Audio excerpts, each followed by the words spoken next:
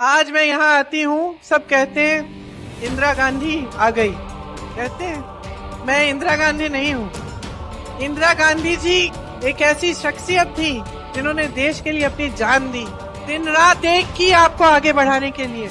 इंदिरा गांधी जी वो शख्सियत थी जो आपके सामने अगर आकर कुछ कहती थी तो करके दिखाती थी, क्योंकि आपके दिलों में उनके लिए श्रद्धा है, लेकिन उनके दिल में आपके लिए श्रद्धा थी। वही श्रद्धा उन्होंने हमें दी, आपके लिए अपने दिलों में। अगर आपके मन में इंदिरा गांधी के लिए श्रद्धा है तो उसकी वजह है। अगर आप राहुल गांधी में भरोसा करते हैं तो उसकी वजह है। इसीलिए आज मैं आपसे वोट नहीं मांग रही हूँ, मैं जागरूकता मांग रही हूँ, मैं आपका विवेक मांग रही हूँ, और मैं ये मांग रही हूँ कि सच्चाई को समझो। नमस्कार दोस्तों, कैसे हैं आप सब। आशा करता हूं आप सभी सुखी व स्वस्थ होंगे।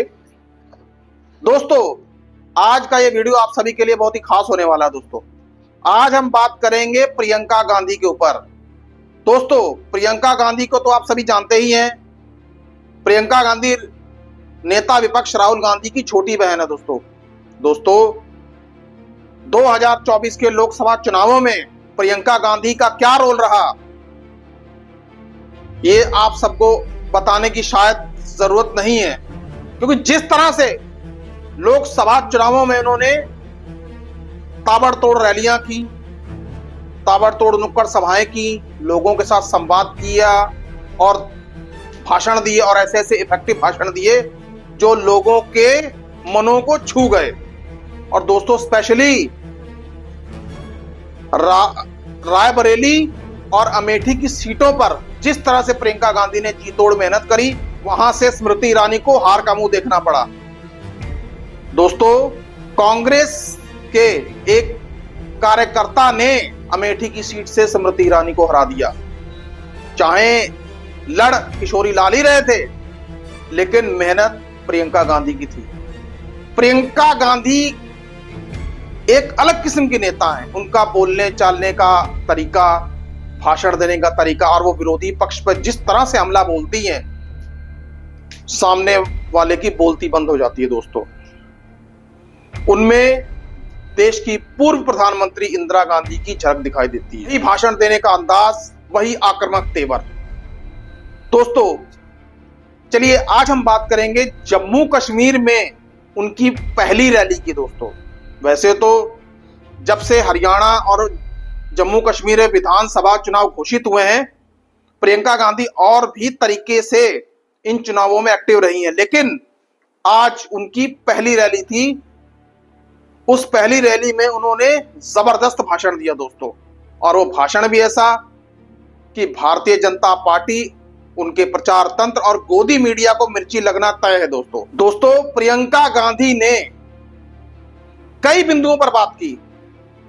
सरकार की नीतियों, बेरोजगारी, अग्निवीर, महंगाई, और एक ऐसा मुद्दा, ड्रग्स का मुद्दा, जिस पर शायद ही किसी नेता ने वहां पर बात की हो। दोस्तों, प्रियंका गांधी के भाषण ने लोगों के दिलों को छू लिया। और दोस्तों, जिस हिसाब से भीड़ वहां पर आई हुई थी, जिस हिसाब से प्रियंका गांधी को सुनने लोग वहां पे आए हुए थे, वो देखने के काबिल थे। लोग अपनी छतों पर बैठ कर प्रियंका गांधी का भाषण सुन रहे थे। दोस्तों, चलिए दोस्तों, आइए बात करते हैं कि प्रियंका गांधी ने आज अपने भाषणों में क्या कहा। उनके दिए गए भाषणों के कुछ बिंदु, उन पर हम चर्चा करेंगे। दोस्तों, प्रियंका गांधी ने अपने भाषण में मुख्यतः पहले प्रधानमंत्री नरेंद्र मोदी को टारगेट किया। तो उन्होंने अब भाषण देते हुए यह कहा कि प्रधानमंत्री मोदी ने 45 मिनट के भाषण में केवल गांधी परिवार को ही टारगेट किया। 20 मिनट उन्होंने सिर्फ गांधी परिवार की आलोचना करने में ही लगा दिए। अब दोस्तों, उन्होंने यह भी कहा कि जनता किसी नेता को सुनने आती है, अपनी समस्याओं के बारे में बात करना चाहती है। जनता नेता से यह एक्सपेक्ट करती है कि वो नेता जनता की समस्याओं के बारे में बात करेगा, उनके दुख दर्द को बांटेगा। लेकिन प्रधानमंत्री मोदी ने 45 मिनट में से 20 मिनट तक कांग्रेस और गांधी परिवार को कोसने के अलावा कुछ भी नहीं किया। तो दोस्तों, यह कैसे साबित होगा कि प्रधानमंत्री मोदी जनता के साथ सरोकार रखकर भाषण देते हैं? दोस्तों, किस तरह से उनका जनता के साथ सरोकार है? दोस्तों, मंत्री के भाषण की बात कर रही थी। 45 मिनट में से 20 मिनट तो मेरे परिवार पे उन्होंने व्यर्थ किए। अब आप मुझे बताओ, अगर मैं यहां आकर 20 मिनट के लिए सिर्फ आपको यह सुनाऊं कि मोदी जी का परिवार ऐसा है वैसा है, आपको क्या लगेगा? क्या लगेगा बहन, क्या लगेगा? यही लगेगा ना कि इस नेता को समझ में नहीं आ रहा है कि मेरी समस्या क्या है। मैं तो अपनी समस्या की बात सुनना चाहती हूँ, यही लगेगा ना। और वो वही पुरानी रट लगाए हुए हैं, 10 सालों से हम सुन रहे हैं और 10 सालों से परिवर्तन नहीं आ रहा है, 10 सालों से प्रगति नहीं आ रही है। घुटन। दोस्तों, उन्होंने भाजपा को टारगेट करते हुए यह कहा कि भारतीय जनता पार्टी को सिर्फ सत्ता से प्यार है। दोस्तों, यही नहीं, प्रियंका गांधी ने सरकार की नीतियों के ऊपर भी प्रश्न चिन्ह लगाए, सवाल खड़े किए। स्टेटहुड का मसला उन्होंने जोरदार तरीके से उठाया। और दोस्तों, उसके बाद प्रियंका गांधी ने देश के गृह मंत्री अमित शाह के ऊपर भी चुटीले अंदाज में हमला किया।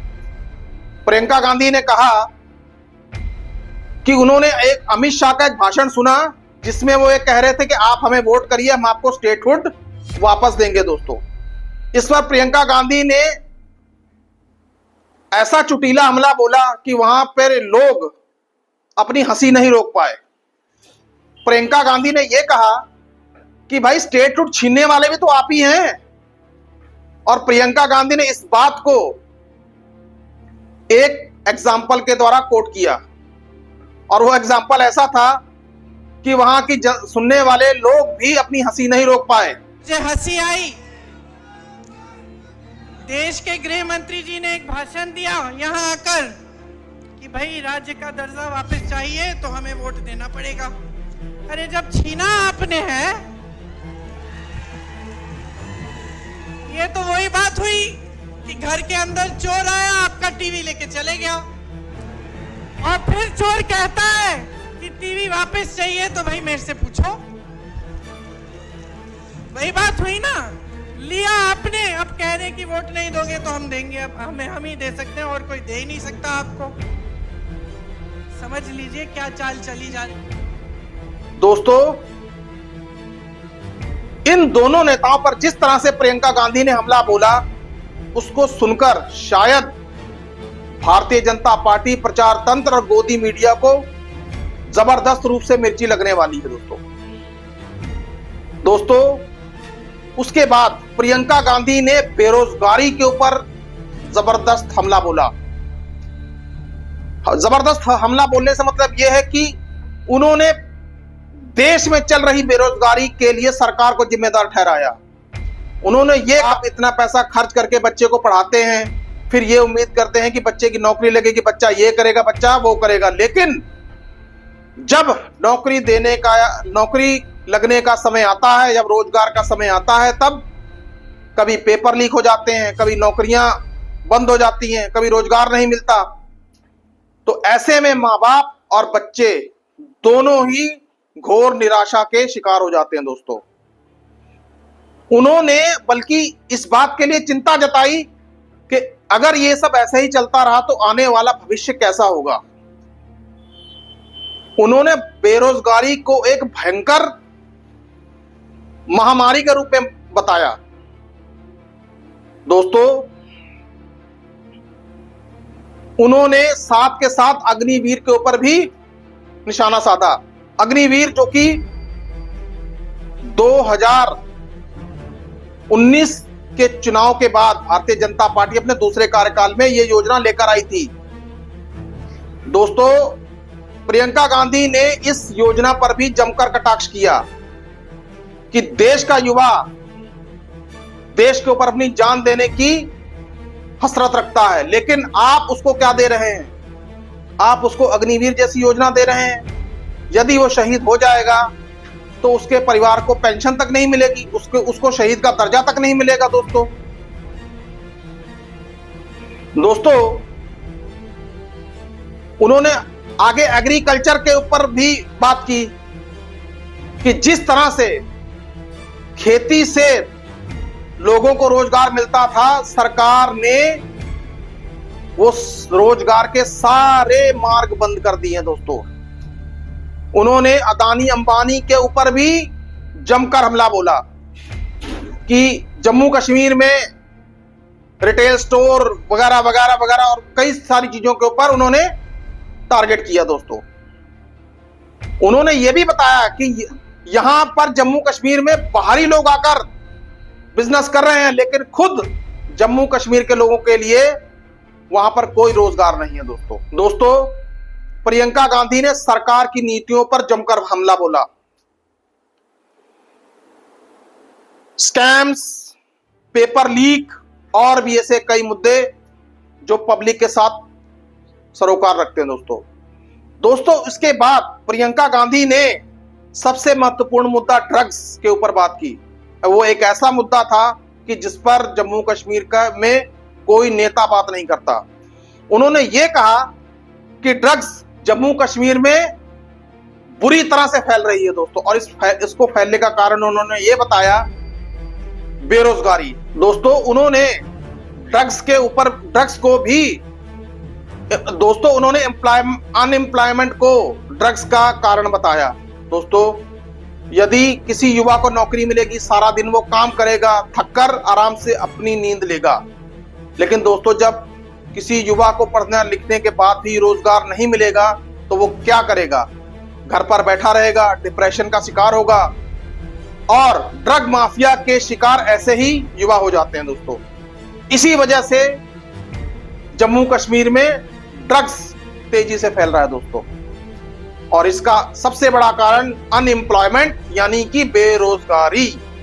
इसके ऊपर भी प्रियंका गांधी ने सरकार को जमकर कोसा कि सरकार ही जम्मू कश्मीर में बढ़ रही बेरोजगारी के लिए जिम्मेदार है। सरकार की नीतियां ऐसी हैं कि देश का युवा अब बेरोजगारी के गर्त में घुसता चला जा रहा है।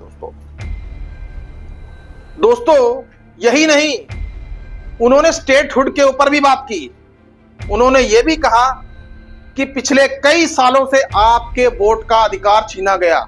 उन्होंने यह भी कहा कि जम्मू कश्मीर में एलजी हैं जो मनमाने तरीके से काम करते हैं, उनको जनता से कोई सरोकार नहीं है। दोस्तों उन्होंने जम्मू कश्मीर में हुई आतंकी घटनाओं के बारे में भी जिक्र किया कि जो सरकार ये दम भरती थी कि 370 हटने के बाद जम्मू कश्मीर में आतंकी घटनाओं में कमी आई है।